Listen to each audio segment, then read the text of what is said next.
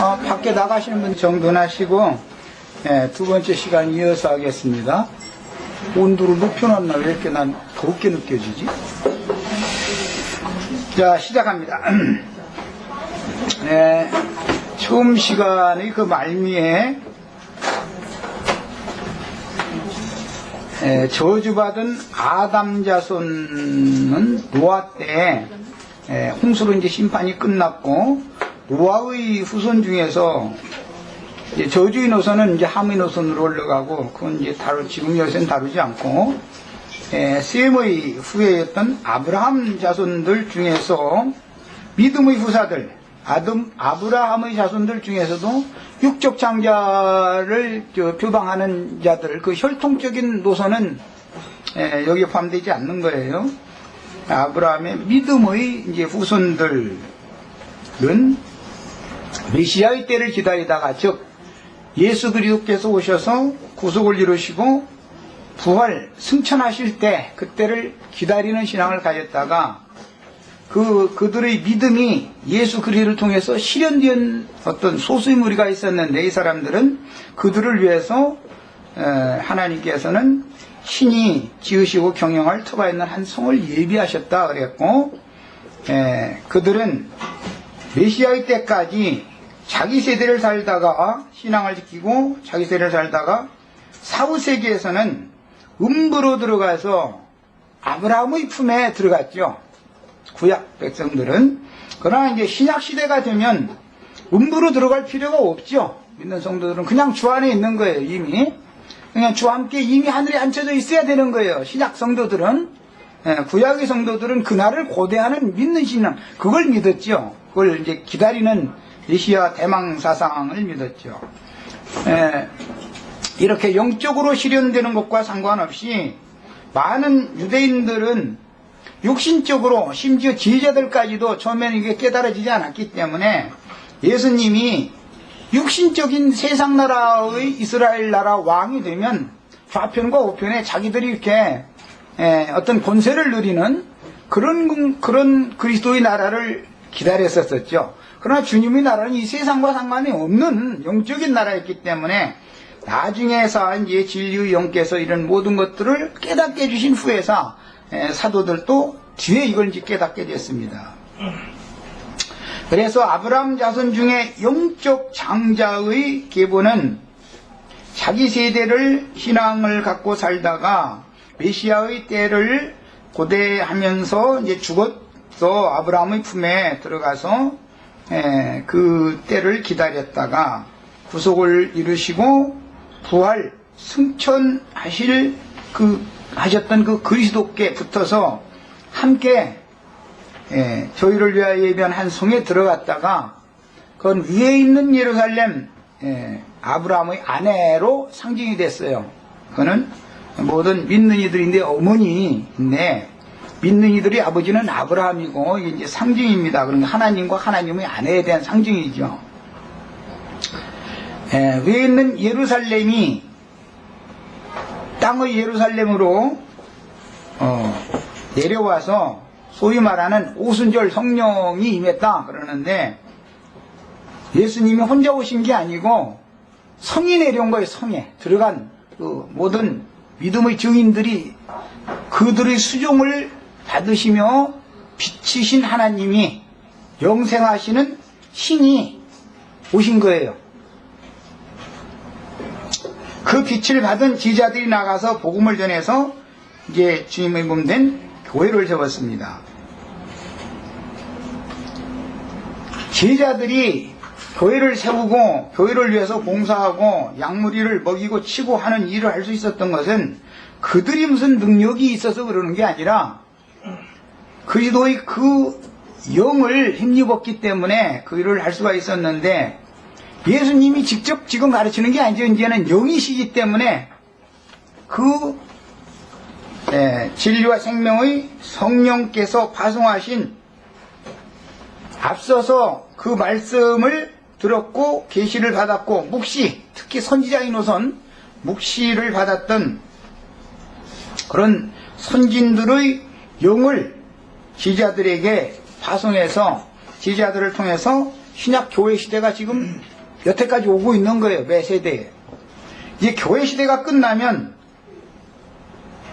교회 중에서 이기는 자들이 추수를 마친 후에 이어서 모든 신자들의 추수가 이건 최종 결론을 내는 때라고 가정한다면 그렇단 말이야. 매 세대에도 이것은 반복되었었어요. 예. 이기는 자들은 하늘의 도성인 거룩한 성 새 예루살렘에 들어가서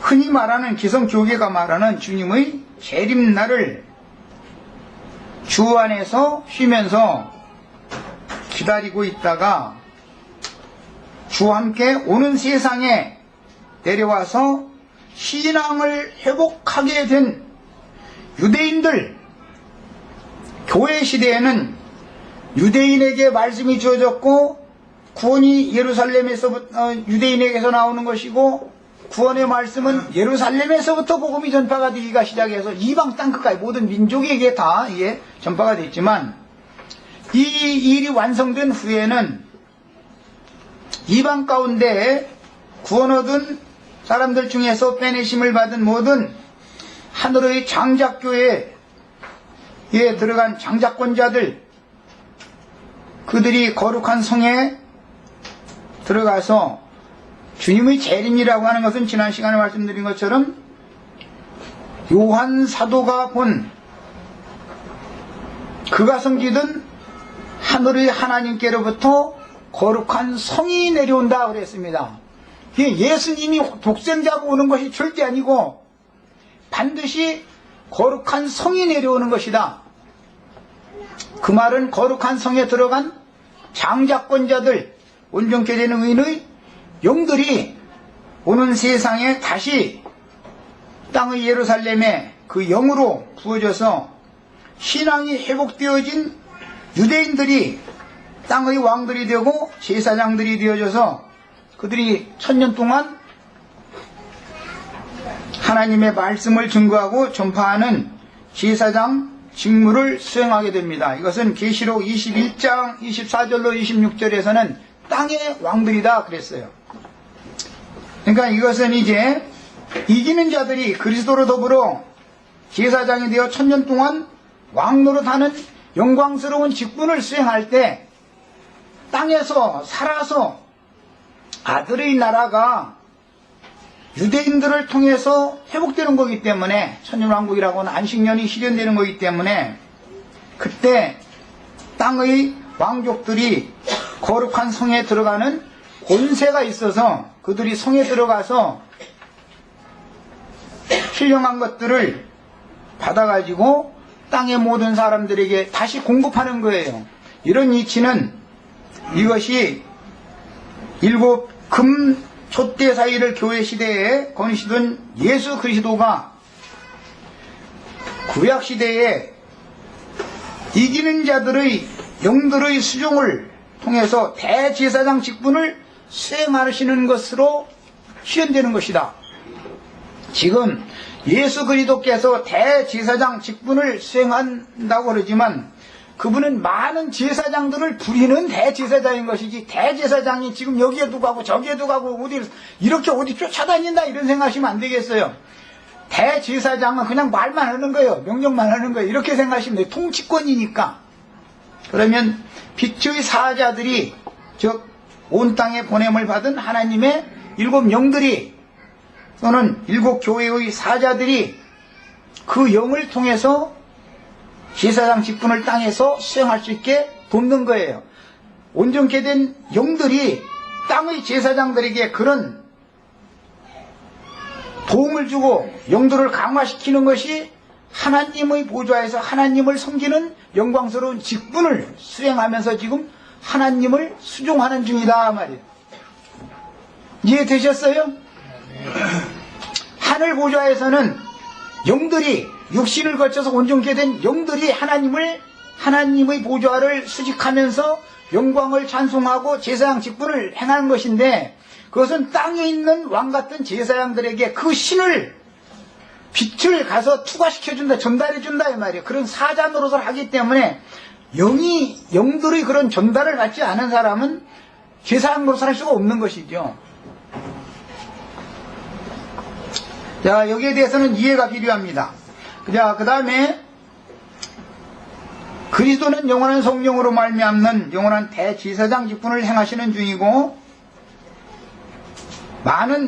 수많은 제사장들이 영적으로 이 일을 수행하기 때문에 땅에서도 주님의 교회가 세워지기도 하고 경영되어지기도 하고 다스려지기도 하는 거다. 이것이 주님의 통치권이다 이 말이에요. 주님은 이런 방식으로 수종드는 영들, 수종 천사들을 통해서 우주를 다스리는 것이지, 인간 나라에 무슨 대통령이 뭘 다스리고 이렇게 하는 것처럼, 세상 대인들이 다스리는 것처럼 그렇게 다스리는 게 아니다 이 말이에요. 예, 주님의 나라는 반드시 질서가 있어야 되는 거. 그래서 반역의 영들이 역사에서는 그건 주님의 교회가 아닌 것이죠. 그 다음에 그 천년이 차고 영세로 이어질 때는 땅이 있을 동안에 심음과 거둠이 계속되었던 것처럼 진리와 생명의 영이신 그리스도를 주와 그리스도로 영접하여 이 생에서 이기는 자의 신앙생활을 했던 모든 왕같은 제사장들은 영세의 왕같은 제사장들이 되고, 천년이 찬 다음을 지금 이제는 말하는 거예요. 생전 세상에서 온전함을 이루지 못한 교회 시대와, 즉 구약 시대와 신약의 교회 시대와 천년왕국 세 시대를 거쳐서 왕같은 제사장 직분을, 하나님의 보좌에서 하나님을 섬기는 직분을 행할 권세가 주어지지 않은 사람들은 다 백성이 되는 것이다. 그러니까 기독교인들의 숫자가 많은 것도 나쁜 건 아니에요. 백성들의 숫자가 많으면 그만큼 우리 형제자매님들이 인자만 된다면 더 한 고을이라도 더 다스리게 될 거니까. 그래서 나머지는 백성이 되어 이기는 자들을 통해서 계시록 용법으로는 생명나무 잎사귀로 또는 생명수로 치료를 받는다 이렇게 했어요. 생명나무의 열매는 이기는 자들의 음식이기 때문에 그들이 먹고, 물론 생수를 마십니다마는 그것은 다 말씀을 누리는 걸 말하는 거예요. 실제는 하나님 자신을 누리는, 생명으로 누리는 걸 말하는 거예요. 그런데 백성들에게는 잎사귀로 치료를 계속 해야 된다 하는 거예요. 백성들은 세세토록. 이것이 하나님을 수종드는 온전케 된 의인의 영들의 영광스럽고 자랑스러운 영세까지의 직분입니다. 우리 형제 자매님들은 이런 직분들을 잘 할 수 있도록 지금 이 권세를 다 받으셔야 되겠어요. 지금 나는 그냥 넘어가는 소리였지만 이게 너무너무 중요한 말을 한 거예요. 하나님은 천사들에게 원래 수종을 받으시고 찬송을 받으시고 영광을 받으셨지만 그것이 하나님의 영원한 뜻이 아니었다 이거예요. 아담 세계에 사람의 몸을 입고 이 생에서 많은 연단과 고난을 통해서 하나님의 말씀으로 재창조되어지고 말씀으로 양육받고 자라서 그리스도의 장성한 분량에 이르도록 온전케 되어진 이기는 자들이 세세토록, 천년 동안뿐 아니라 세세토록 이 직분을 행하는 것이 하나님이 원래 창세기 1장에서 마음먹은 뜻이다 이거예요. 창세기 1장에 보면 우리가 모든 하나님의 세계, 창조 세계를 창조하신 다음에 사람을 창조하시기 전에 우리가 우리 형상과 우리 모양대로 사람을 만들고 그들로 모든 생물을 다스리게 하자 하고 거기서 천상회의가 있었단 말이야. 그 뜻이 계시록에서 시연되는 얘기를 지금 우리가 지금 말씀을 나누는 거예요. 창세기 1장과 계시록이 완성적으로 이게 맞아 들어가야 되는 거예요. 창세기 1장에 나오는 그 나라는 이제 곧 우리가 이제 지금 여호수아서가 끝나서 주중집회 때는 창세기를 나누게 되는데, 잠깐만 언급을 하자면 창세기 1장에 나오는 상함도 없고 해함도 없는 모든 짐승도 풀먹고 누구를 해코지하고 아프게 하고 상처 입히고 그러는 일이 없는 창세기 1장의 세계는 이사야 선지자 이상에서는 11장에 보면 사람의 수완이 100년 살면 어린아이 때 죽는 것이다 그랬어요. 그만큼 완벽하게 회복되는 것을 말하는 거예요. 서로가 상처를 입히고 물고 피 흘리고 하는 일이 반복되는 마귀의 활동이 허락되는 기간이라면 그런 뭐 독사고리 어린아이가 뭐 손을 놓고 뭐 사자가 뭐 소처럼 뭐 어린아이에게 끌려가서 뭐 풀을 먹고 이제 그런 이제 이상한 얘기가 나왔는데 창세기 1장에는 모든 짐승이 그래서 풀 먹는 얘기 그래서 나온 거예요 사실은. 거기서는 피 흘리고 이런 일이 없단 말이에요. 창세기 1장에서는. 그게 하나님이 영원 전에 마음이 품고 계셨던 기쁘시고 선하신 뜻이라는 거예요. 하늘에서 그 뜻이 이루어져 있기 때문에 그 뜻을 땅에서도 이루기 위해서 창세기 2장에서 땅에 사람을 창조하지부터 다시 하는 거예요. 거기서 빼내는 거예요 이제. 해서 창세기 1장의 하나님의 뜻을 실현하는 거예요. 이것이 계시록의 완성적으로 이루어지는 일을 지금 우리는 창세기와 계시록과의 과정을 잘 연결을 잘 할 수 있이 내가 지금 말을 어느러게 하는 것 같은데 어쨌든 영으로 이걸 깨달아서 연결을 잘 하실 수 있기를 바라요. 하나님의 뜻이 이루어지는 거예요. 계시록이 최종적으로는. 자, 이것을 베드로 다른 사도도 물론 그랬지만 바울 사도가 특히 에베소서 이런 데서 내가 하나님의 마음속에 감춘 비밀의 경륜을 내가 깨달았다 그랬어요. 하나님은 이미 창세 전에 그런 선하신 뜻을 품고 우주 만물을 다시 재창조한 거예요. 창세기 1장 1절과 2절은 천사들의 세계를 말하는 것이고 3절 이후로부터는 새하늘과 새 땅이단 말이에요. 궁창을 하늘이라 칭하시고 물로 심판했던 땅을 드러나게 해서 무틀 땅이라 칭하시고 이건 새하늘과 새 땅이단 말이에요. 그런데 새하늘과 그 새 땅은 이사야 선지자가 두 번 얘기를 했어요. 한 번은 천년왕국의 새하늘과 새 땅이고 완전하게 한 번에 되는 게 아니에요. 66장에 마지막으로 새하늘과 새 땅이 나오니까 완성적인 새하늘과 새 땅인 거예요. 이렇게 성경이 구조가 이렇게 되어 있습니다. 자, 그 다음에 영원전에는 천사들을 통해서 수종을 받았으나 아담 세계 이후로 부활의 자녀여 하나님의 자녀가 되어 온전케 된 의인의 영들은 천사들보다도 권세가 더 있어요. 더 가까운 데서 하나님을 섬길 수 있어요. 천사들보다도 지금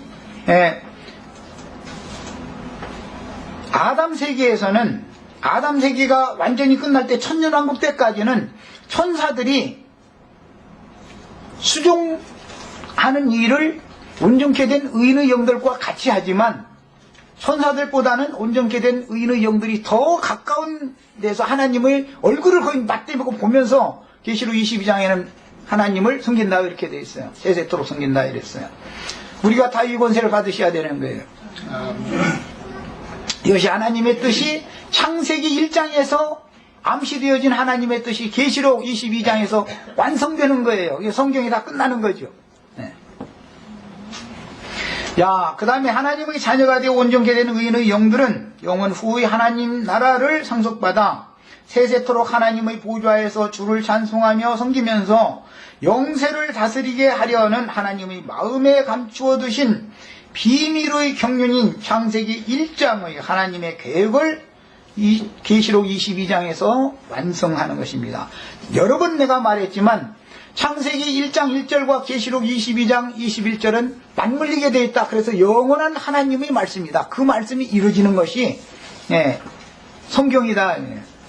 성경은 하나님의 말씀이고 진리이기 때문에 반드시 이것은 실현된 사실을 실현된다는 사실을 믿어야 되는 거예요. 이제 이거는 안 믿어도 억지로는 나도 어떻게 못하죠.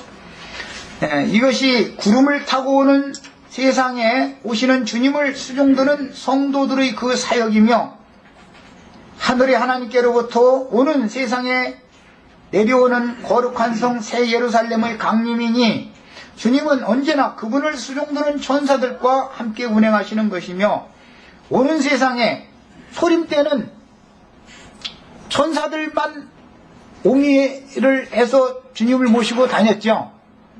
육신으로 오셨을 때는 주님이 혼자 다닌 게 아니잖아요. 천천만만의 천사들의 수종을 들었죠. 수종을 받으셨죠.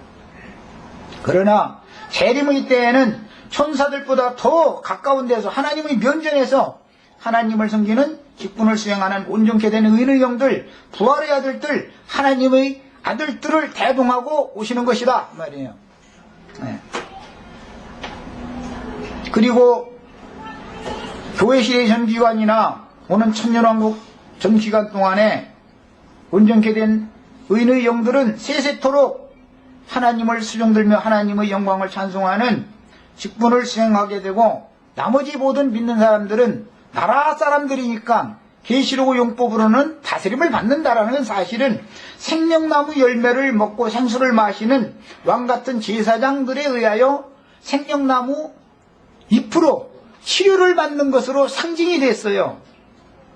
그것은 사실은 다스린다 이렇게 돼 있는데, 그것은 생명을 공급받는다 이 말이에요. 이것이 하나님 나라의 생명의 통치인 거예요. 자, 그 다음에 그 사역은 하늘의 하나님께로부터 오는 세상에 내려오는 거룩한 성 새 예루살렘의 강림이니, 주님은 언제나 그분을 수종드는 천사들과 함께 운행하시는 것이며, 오는 세상에 다시 오실 때도 반드시 그분의 성도들과 함께 오신다라는 것을 꼭 믿으셔야 됩니다. 주님은 혼자 다니시는 법이 없어요. 주 안에 있는 사람들은 같이 오는 거예요. 주님과 함께. 주 안에 있는 한은 말이에요. 주님 밖에 내가 너를 도무지 모른다 해서 쫓겨난 사람들은 같이 올 수가 없지만, 주 안에 있는 사람들이라면 같이 오게 돼요. 주님 오신다라는 말은 그분이 성도들의 영이 같이 온다라는 것을 의미하는 것이다 이 말이에요. 다만 이 생에서의 교회는 마귀의 회방과 적대 행위가 주님의 은혜와 동시에 역사되지만, 온전케 된 그리스도인들의 장작교회를 통해서 양육받아 하늘의 쉬운 산 위에 세우신 거룩한 성 새 예루살렘에 들어가면 어둠의 세력들과 마귀의 활동이 없으므로, 그때는 큰 사슬을 가지고 힘센 천사가 와서 마귀를 결박해서 무적행에다 가두고 봉함에 둔다고 그랬어요. 1000년 동안 활동을 못하게 하는 거예요. 그것이 주와 그 그리스도의 세상 나라가 이제 주와 그 그리스도의 나라가 되는 거예요. 그러니까 다시는 곡하는 것이나 애통하는 것이나 눈물 흘리는 것이 서로 상함을 주고받는 일이 없는, 선지자들의 예언, 어린 아기가 독사물 속에 손 넣고, 그런 얘기 읽어보면 참 웃기죠.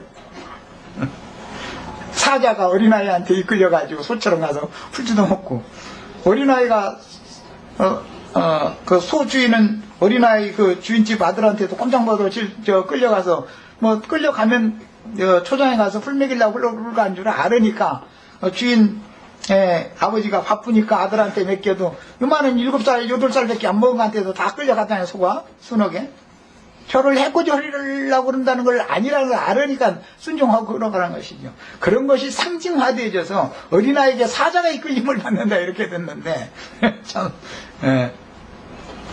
이런 나라가 이미 창세기 1장에 예시가 돼 있는 거다 이거예요. 거기에는 모든 짐승이 다 풀을 먹고 서로 해코지하고 이런 것이 없는 세계가 이미 하나님의 마음속에 계획이 돼 있었던 거예요. 그런데 그 모든 세계를 구속해서 모든 생물을 다스리게 하자 했으니까 그걸 그대로 다스리는 건 아니고 구속받아야 되는 생물들이었던 것이죠.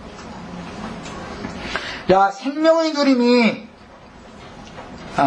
다만 이 생에서의 교회는 마귀의 세방과 적대행위가 주님의 은혜와 동시에 역사되지만, 온전케 된 그리스도인들의 장작교회를 통해서 양육받아 하늘의 쉬운 산 위에 세우신 거룩한 성 새 예루살렘에 들어가면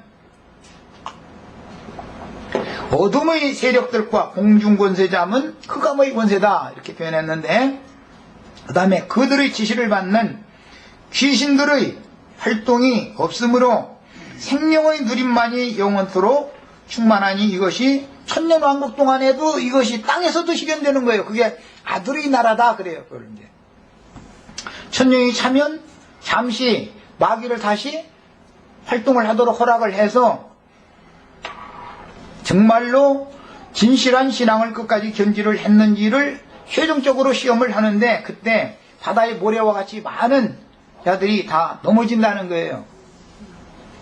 그러니까 천년 왕국 동안 내에도 가짜 믿는 이들이 있을 수가 있다는 것이죠. 그만큼 많이 있을 수가 있다. 교회 시대만 가짜 믿는 이들이 있는 게 아니죠. 그러니까. 자, 그래서 그때 마지막 분별을 하고 천년 왕국 동안은 왕과 제사장을 내는 것이 목적이 아니고 백성들을 내는 것이 목적이기 때문에 천년 왕국 동안에는 회복된 거룩한 성도라 할지라도 거기서는 왕으로 선발되는 일은 없습니다. 왜 그러냐면 마귀의 시험이 없는 상태에서 믿음 생활을 했기 때문에 평안함과 안일함 가운데서 신앙생활을 한 사람이 이런 마귀의 모든 시험과 연단 과정과 이런 것들을 거친 사람들하고 동률이 될 수는 없는 것이죠. 이게 하나님의 행정입니다. 그래서 1000년 동안 또는 영원 세계에서는 마귀 활동이 없으므로 생명의 누림만 영원토록 충만하니 이것은 생명나무 열매를 먹고 생수를 마신다 이렇게 표현을 했어요. 그것은 예수 그리스도의 진리의 말씀을 세세토록 먹고 마신다 그 말이에요. 사실은 누구는 그런 사람들에게 공급을 그렇게 받은 사람들에게 그 생명나무 이파리로 치료를 또 세세토록 받아야 된다라는 말은 오늘날 우리는 지금 치료를 받는 과정에 있죠. 예수는 고치러 오신 분이잖아요. 세상에 오실 때 우리는 지금 현재는 치료를 받고 있는 중이지만 앞으로는 치료하시는 그리스도의 사자가 되어져서 생명나무를 먹고 열매를 먹고 생수를 마시고 그 누림을 가지고 사람들에게 공급을 하는 것이 치료하는 것이란 말이에요. 그게 다스리는 거예요. 또 예수님이 고쳐주는 것은 모든 각색 병자들을 고쳐주는 것은 사실은 그게 통치예요. 하나님의 나라가 임한다 그러잖아요. 귀신이 쫓겨나가면 하나님의 나라가 임한다 이랬어요. 그게 생명의 통치인 거예요. 그래서 이것이 성도들에게 허락하신 극락세계의 상급이요 유업이요 영광스러운 직분인 것입니다.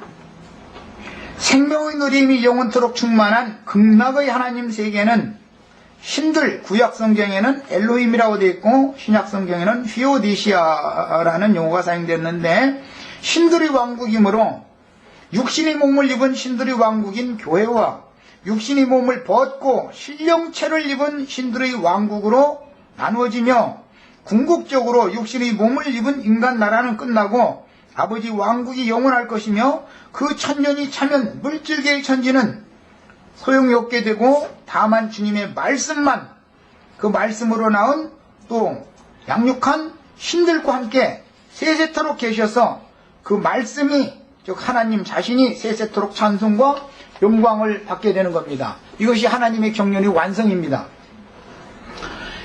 참고로 시편 82편 1절과 6절을 읽겠습니다. 하나님의 신들 엘로힘의 모임 가운데 계시며 하나님은 그들 가운데서 재판하시느니라 이렇게 해서 말씀이 쭉 이어나고 내가 말하기를 너희는 신들이며 다 지존자의 아들들이라 하였다 그랬는데 여기서는 그 신들이라는 용어가 다 엘로힘 구약 용어이기 때문에 히브리어로 엘로힘이라는 단어가 사용됐습니다.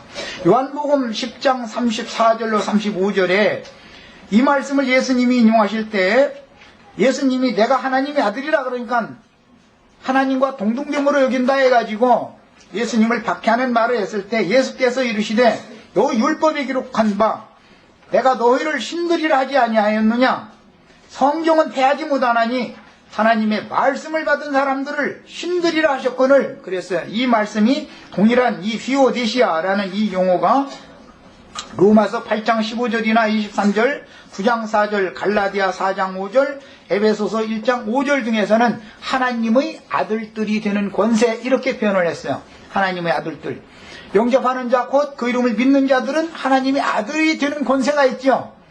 하나님의 아들이 된다라는 말은 신이 된다 이 말이에요. 사실은 그래서 이 용어를 휘오디시아라고 헬라어에서는 이렇게 사용을 하는 거예요.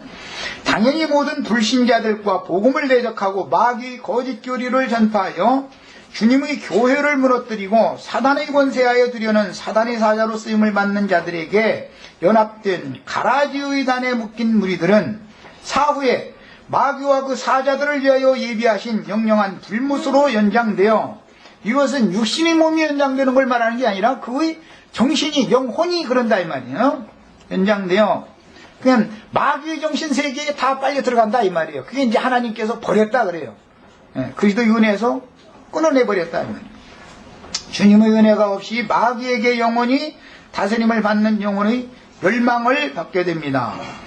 그래서 사후세계의 마귀에게 다스림 받는 것은 이 생에서는 주님의 은혜가 동시에 역사하기 때문에 견딜 수가 있지만, 주님의 은혜가 완전히 차단되어진, 완전히 단절된 상태에서 어둠의 권세자에게 완전히 줘버리고 나면은 거기에서는 7배나 뜨거운 풀무불 가운데서 고난을 받는다, 이렇게 표현을 했어요. 뭐 인간 나라에서도 제일 쉽게 부부간에 뭐가 잘못돼가지고 이혼 문제가 되게 돼도 법정에 왔다 갔다 하는 거 하루아침에 끝나는 것도 아니고, 그게 지옥 처음 오는 거죠. 이혼 소송이 오래 길어지면 다 내관에 머리 다 빠지잖아. 머리 빠지기 전에 화합하는 게 낫지, 그러니까. 그 정신적인 고민이 얼마나 심하면 그러겠어요. 눈부시 막 잘 안 보인다 그러고 이렇게 되죠. 그런 것을 7배나 더 하는 영원한 고통을 받게 한다는 거, 이게 정신적인 고통을 당한다는 게 얼마나 어려운 문제인가를 생각해보면 이제 이런 말, 성경의 이야기가 이해가 될 겁니다. 자, 그 다음에 인간나라는 이생의 생지옥이며 사후로 연장되면 주님의 은혜는 끊어진 상태에서 어둠의 세계를 주장하는 마귀에게 세세토록 다스림을 받게 되므로 첫 아담의 정신세계인 세상나라를 무너뜨리고 주님의 왕국을 세운다는 뜻은 복음을 전파하여 그리스도의 새로운 정신세계인 생명의 빛으로 충만한 왕국을 세운다는 뜻입니다. 이것을 새하늘과 새 땅이다, 그리고 새하늘과 새 땅이 2번 나온다라는 건 이미 말씀을 드렸어요. 본문에서 이것들이란 계시록의 내용들 전체를 의미하는 말씀인데, 복음을 받은 사람들이 영혼들로 세운 교회를 통해서 창세기 1장에 하나님께서 계획하신 비밀의 경륜을 인간 세상에서 완성하는 것을 의미하며, 계시록의 목적은 교회들을 위하여 속히 될 일을, 즉 세상 나라가 주와 그 그리스도의 나라가 될 것을 말이에요, 가르쳐 주어 사악한 세상은 심판을 받고, 심판을 받는다는 것은 주님이 관심 밖으로 던져진다, 그 말이에요. 세상에서도 복음을 아무리 전해도 주님에 대해서 관심 없는 사람들은 심판받은 사람이죠. 이런 개념인 거예요. 주와 그 그리스도의 왕국이 나타날 소망을 인하여 세상을 이길 힘을 얻도록 성도들을 격려하려는 목적으로 계시록이 큰 박해 중에서 계시록이 쓰여진 겁니다. 계시된 속히 될 일의 근원자는 하나님 곧 기록된 진리의 글인 성경으로 말씀하시는 신이며, 성경의 저자인 신께서 당신의 말씀 속에 감추어 두신 모든 비밀들을 역사상에 실현하실 때가 매우 가깝기 때문에 그분 자신의 작정과 실행에 대하여 하나님의 종들에게 미리 계시로 보여주시기 위해서 계시록이 쓰여진 겁니다. 그분의 마음속 비밀은 곧 그리스도요, 그리스도의 몸인 교회에 관한 모든 것인데, 역사의 주인이자 천국의 왕이신 하나님 자신의 모든 것들을 받아들인 그리스도 예수께 맡기시고, 그분의 이름으로 세상에 보내신 진리의 영을 통해서 수종천사, 7 교회의 사자들이라 했지만 사실은 그게 천사들입니다. 앙겔로스, 엔젤스라고 그러죠. 영문으로는 천사들이에요. 그래서 계시록 1장에서는 그리스도의 계시를 하나님이 그에게, 즉 요한에게 주사 반드시 속히 될 일들을 그 종들에게, 그리스도의 종들에게 주어서 그의 천사를 깨닫게 하려고 그의 천사를 그 종 요한에게 보내서 알게 하신 것이 계시록이다. 시작 말씀이 이렇게 된 거예요. 자, 그 다음에 그분의 마음속 비밀은 곧 그리스도요, 그리스도의 몸인 교회에 관한 모든 것인데, 역사의 주인이자 천국의 왕이신 하나님 자신의 모든 것들을 받아들이신 그리스도 예수께 맡기고 그분의 이름으로 세상에 보내신 진리의 영을 통해서, 이것은 온 땅에 보내심을 받은 하나님의 7 영들이라고 그랬어요.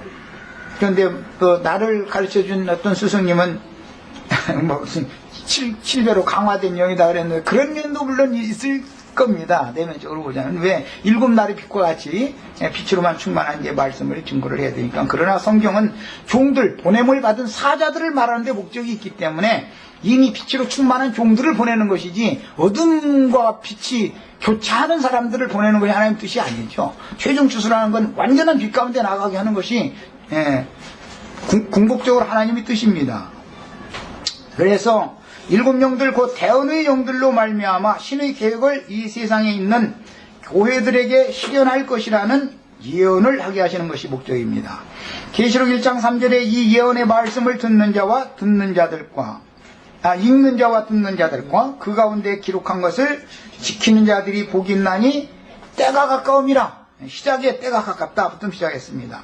계시록 11장 18절에 이방들이 분노하며 주의 진노가 임하여 죽은 자를 심판하시며 종 선지자들과 성도들과 또 물은 대수하고 주의 이름을 경외하는 자들에게 상 주시며 또 땅을 망하게 하는 자들을 멸망시키실 때로소이다 하더라. 이 땅을 망하게 하는 자들이라는 것은 지금까지 계속 말씀드린 아벨의 자손 중에 가인의 계보, 이것은 사실은 뱀의 후계를 말하는 거예요. 독뱀의 새끼들이라고 예수님의 말씀에는 가라지, 악한 자의 아들들이고 그 가라지와 가라지에게 붙은 거짓 신자들, 거짓 지자들, 가라지의 단을 7배나 뜨거운 풀무불에 던져넣는 심판을 하는 거예요. 이것이 교회의 심판이고, 교회의 심판이 끝나면 바다에 불이 붙었다 그랬는데, 이것은 세상이 이제 최종적으로 심판을 받는 겁니다. 그 다음에 계시록 22장 10절로 12절에 또 내게 말하되 이 두루마리의 예언의 말씀을 인봉하지 말라. 때가 가까우니라. 그랬어요. 이렇게 이제 마무리 말씀을 합니다. 때가 가깝다라는 말이 1장에 나오고 22장의 마무리로 또 나왔어요. 이 말은 확정을 하는 거예요. 때가 가깝다 그랬는데 사람들은 2000년이 지났는데 뭐 아무 일도 없지 않냐? 왜 그렇게 생각하냐? 주님의 나라에 대한 오해를 하고 있기 때문에 그런 것이다. 주님의 통치권이라는 게 뭔지에 대해서, 또 믿는 성도들이 1000년 동안 그리스도로 더불어 제사장이 되어 왕노로 사는 것이나, 또는 세세토록 하나님의 얼굴을 보면서 땅의 모든 족속들을 다스리는 영원한 왕이 되는, 세세토록 다스리는 왕이 되는 이 문제를 오해하고 있기 때문에 그러는 거예요. 왕 같은 제사장이 된다라는 것은 생명나무 열매를 먹고 생수를 마신 것을 다른 많은 사람들에게 가르치고 공급하는 것을 의미하는 거예요. 성경에서는 다스린다는 개념이 공급한다라는 개념인 거예요. 에덴 동산을 원래 다스리라, 이 말은 동산에 먹기도 좋고 보기에도 좋은 나무들을 나게 하셨기 때문에 네가 잘 돌봐라, 동사 잘 지어라, 그 말이에요. 과실 잘 맺게. 그런데 그 일에 아담은 실패를 했고, 그리스도는 이것을 계시록까지 끌고 가면서 최종적으로 실현 완성하는 거예요. 계시록에서 말하는 때란 사악한 세상에서 부르심을 받아 구원을 얻었다고 자긍하는 의인들 중에서 악인들, 이건 이제 가라지들이라고 그러는데, 악인들을 갈라내며 성전 밖 마당만 밟는 자들을 또 분별시켜서, 이 사람들은 풀무불에 거쳐서 영원한 불 속에 들어가는 가라지들과는 다르죠. 바깥 어둠에 쫓겨나는 것과 영원한 불못에 던져버리는 것과는 다르잖아요. 이 분별이라는 것은 두 단계가 있는 것이다, 이 말이에요. 언제나 그들은 2000여 년 동안, 교회시대 전기간 동안 유대인들 중에 신앙생활을 했지만 대다수의 많은 자들이 부끄러움을 지금 당하고 있죠. 다니엘의 예언대로 어떤 자들은 영광을 받은 자들이 있고 부끄러움을 받은 자들이 대다수인 것처럼, 천년 왕국 동안에서도 교회 생활을 같이 했지만 부끄러움을 당하는 자들은 대다수고, 천년이 차면 크고 흰 보좌의 심판대에 서서 생명책에 목명된 사실 하나만 가지고 백성으로 다시 이름을 회복시켜준다는 거예요. 그들은 영원한 세계에서는 백성 노릇을 하는 것이 다스리는 왕 노릇을 하는 게 아니죠. 그들은 계속 병이 도지기 때문에 어둠과 빛이 너무 적으니까 그렇죠. 여전히 어둠과 그늘을 가지고 사후세계로 갔기 때문에 끊임없이 치료가 필요하다 이거예요. 오늘 우리는 지금 치료받으러 온 거죠. 이런 것이 이게 왕권 통치권이라는 거예요. 생명의 통치라는 거예요. 성경이 말하고자 하는 의중을 잘 하셔야 되겠어요. 이렇게 영적으로 실현되는 것을 말하는 거다, 주님의 나라라는 것은. 그래서 우리 형제 자매님들은 나보다 덜 잘 가르치고 나보다 더 잘 가르쳐. 당연히 그러셔야 돼요. 우리 지연이는 나보다 더 큰 사역을 하는 아주 남편도 잘 만나서 아주 생명 내놓고 아주 일할 수 있는 그런 남편 만나야 돼. 우리 영희도, 예. 우리 수영이도 인생 사는 목적을 정확하게 딱 확실하게 표대를 딱 정한 사람을 남편으로 만나야 돼. 땅에서는 고난받을지라도 그것이 영원한 영광이요. 왜? 생명의 유업을 남편과 함께 받는 거기 때문에 말이요. 이것은 남편도 잘 만나야 돼. 그래서 세상에서도 남편 잘 만나면 성공하지 않아. 여자라는 거는. 자, 그래서 성전 밖 마당만 밟는 자들을 또 이건 이제 분별시키는 마지막 주습대로서 가라지만 나누는 게 아니에요. 성전 바깥 마당만 밟고 다니던 사람들도 분별을 또 한다 이거예요. 안 믿는 사람들이 아니죠. 그 사람들이 성전 안에까지 일단 들어갔으니까. 예. 그때는 두 증인들과 짐승들이 각자에게 맡겨진 사명을 수행하는 때요 마지막 한일의 후반기로서 큰 환란의 때요 적그리 쏟아들인 짐승의 때입니다. 성경이 이제 이 때와 기한에 관한 이야기를 할 때는 한 때, 두 때, 반 때 이 이제 중심적인 이야기고, 1년, 2년, 반년 이렇게도 돼 있고 42달이라고 돼 있고 1260일이라고 돼 있어요. 그런데 이것은 모두 7이라는 숫자와 다 관계를 맺는 숫자입니다. 이것은 안식을 가져오기 위한 숫자이기 때문에 그런 거예요. 그것은 뒤에 이제 계시록 11장에 가면 두 증인들이 마지막 사역을 마칠 때 사흘 반 동안을 장사를 시키지 않고 죽은 시체를 그냥 큰 성길에 버려두는 얘기를 했어요. 기왕이면 4일이나 세상 나라의 예대로 하자면 사흘장 하니까 3일이라고 하지 않고 왜 사흘 반이라고 했을까 한번 생각해 보세요. 마지막 한 일의 절반이단 말이야. 마지막 한 일의 절반. 연도 마찬가지요. 3년 반, 한때, 두때, 반때 이런 얘기하면 마지막 한 일의 절반을 말하는 거예요. 늘 이렇게 말해요. 개인적으로도 세부적으로 사흘 반 동안 할 일을 하고 사흘 반 동안은 시체와 수모를 당하고 이미 그때는 마지막 부활의 때요 승천의 때이기 때문에 무덤에 들어갈 필요가 없죠. 그러니까 하나님 편에서는 그 시체는 무덤에 들어갈 시체가 아니다 이 말이죠. 잠시 너희 구경만 하고 왜? 너희가 박해한 이 사람이 나의 종들이었다는 것을 확인시키기 위해서 그러는 거예요. 그래서 사흘 반 후에는 하늘의 하나님께서 이리로 올라오라 하면 그 발로 일어서서 올라간다 그랬어요. 그럼 만약에 이런 것도 만약에 문자들이어서 예를 들어서 내가 톱으로 쓸어서 죽였는데 갑자기 막 발에다 힘이 주어져가지고 몸통에 딱 달라붙어가지고 막 일어나서 올라갔다 그러면은 사람들이 믿을 것 같아요? 그런다고 해서 믿는 게 아닙니다. 이것은 영의 일을 깨달아져야 되는 거예요, 전부. 날짜까지도 이렇게 세밀하게 기록이 됐는데 이것은 다니엘 12장 마무리에 보면 최후로